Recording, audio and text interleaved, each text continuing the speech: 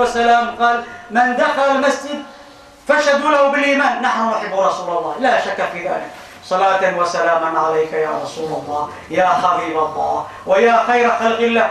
إذن علينا أن نقتدي به، نبدأ منهجا جديد باقتداء. كل ضع في مفكرتك اليومية أنك تعمل هذا الشهر نقطة أو صفة من صفات رسول الله صلى الله عليه وسلم. فكل شهر إذا عملت صفتين أو ثلاثة وتركز عليها، كلنا نحب أنك لكن تركز على هذه النقاط، فأنت ستكون تمثل رسول الله صلى الله عليه وسلم وتكون قدوة حسنة لغيرنا. فعلينا أن نقتدي برسول الله صلى الله عليه وسلم. وأجمل منك لم تر قط عينا وأكمل منك لم تلده النساء. خلقت مبرأ من كل عيب كأنك خلقت كما تشاء. أقول قولي هذا وأستغفر الله لي ولكم فاستغفروه إنه هو الغفور الرحيم.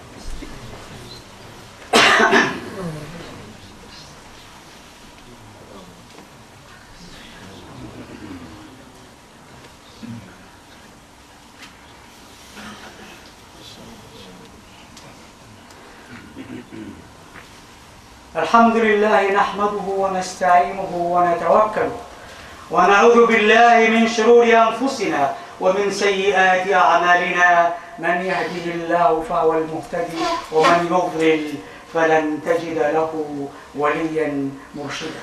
إخوة الإيمان، نحن نريد كما قلنا نركز دائما على سيرة المصطفى، وهو معين لا ينفع. سيرة المصطفى وأحاديثه ووصايا رسول الله صلى الله عليه وسلم معين لا ينضى إلى يوم القيامة. فعلينا أن نركز على هذا التراث العظيم، على هذا المنهج العظيم الذي لو سلكناه يوصلنا إلى الطريق السوي المستقيم. وإذا انحرفنا عليه أصبحنا في مؤخرة الركب. الرسول عليه الصلاة والسلام كان يعرف ذلك، لأن الرسول صلى الله عليه وسلم يوحى إليه، كان يعرف أننا سنظل قليلا لكن سنرجع إن شاء الله، فيعرف فيقول لنا قبل 1400 سنة ستتكالب عليكم الأمم. انظر هذا الحديث، ستتكالب عليكم الأمم. الصحابة تستغرب، ما معنى ستتكالب عليكم الأمم؟ ستكون ضعفاء، والأمم الأخرى غير المسلمة ستكون أقوياء وستأخذ زمام الأمور من أيديكم. الصحابة تستغرب، لأن ذلك الوقت المسلمون هم اليد الأعلى، هم اليد القوية، هم الذين يسيطرون على العالم. وكان اللغة العربية لغة عالمية، والرجل الأوروبي أو الروماني يختطف ويأخذ بعض النماذج من اللغة العربية ليقول له أن هذا رجل مثقف. الرؤساء والأمراء في ذلك الوقت كانوا يختطفون بعض من اللغة العربية ليقول لهم أن هؤلاء مثقفين. ولكن الآن على العكس، الواحد الذي يريد أن يتحدث الآن يختطف من الإنجليزية شوية ومن الفرنسية ليقول أن هذا مثقف. يقول شوف انقلبت الأمور. الصحابة تسأل وتقول أمن قلة يا رسول الله؟ تستغرب، هل نكون في ذيل الركب؟ أمن قلة يا رسول الله؟ يقول لا. الرسول عليه الصلاة والسلام يقول لا، إنكم كثرة في ذلك الوقت.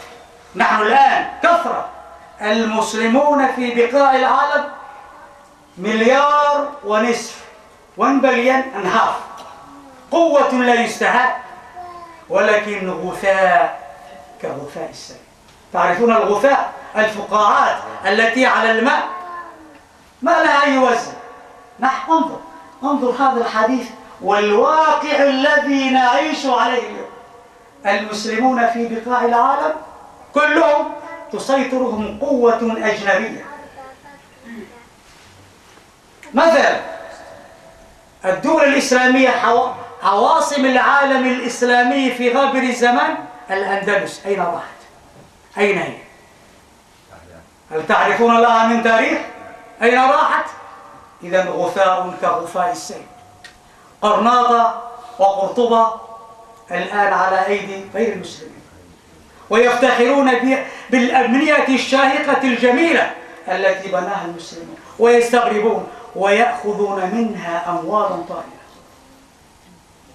عواصم العالم الإسلامية أين؟ بغداد. كلنا نعرف كانت حاضرة العالم الإسلامي. بغداد هي لغة معناها مدينة السلام. أين راحت؟ كلنا نعرف. هذا لا يحتاج إلى تفصيل، لا نريد أن ندخل في التفاصيل المملة. اللبيب تكفيه الإشارة. أين راحت؟ بغداد كانت في ذلك الوقت المكان الذي يهرع إليه لطلب العلم. كان الرجل يذهب إلى بغداد ويتخرج من جامعاتها. أين القاهرة؟ كل هذه المدن راحت. إذا غثاء كغثاء السيل. صدقت يا رسول الله. فإذا نريد أن نرجع إلى أصالتنا علينا أن نرجع إلى هذا المنهج العظيم وأن نستفيد به، ولا شك أننا سنعود وسنكون القوة التي تدير العالم. ولكن لا ترجو وأنت متقاعس هكذا أن تكون في أعلى القائمة. ترجو النجاة ولا تسلك مسالكها، إن السفينة لا تجري على اليابس. إن في الجمعة ساعة إجابة. ادعوا الله معي عسى أن يتقبل منا. اللهم أعز الإسلام والمسلمين وأذل الشرك والمشركين. اللهم إنا نسألك علما نافعا ورزقا واسعا وشفاء من كل داء. اللهم أخرجنا من ظلمات الجهل وأكرمنا بنور الفهم، وافتح علينا بمعرفة العلم، وحسن أخلاقنا بالحلم، وسهل لنا أبواب فضلك، وانشر علينا من خزائن رحمتك برحمتك يا أرحم الراحمين. ربنا آتنا في الدنيا حسنة وفي الآخرة حسنة وقنا عذاب النار، وأقم الصلاة إن الصلاة تنهى عن الفحشاء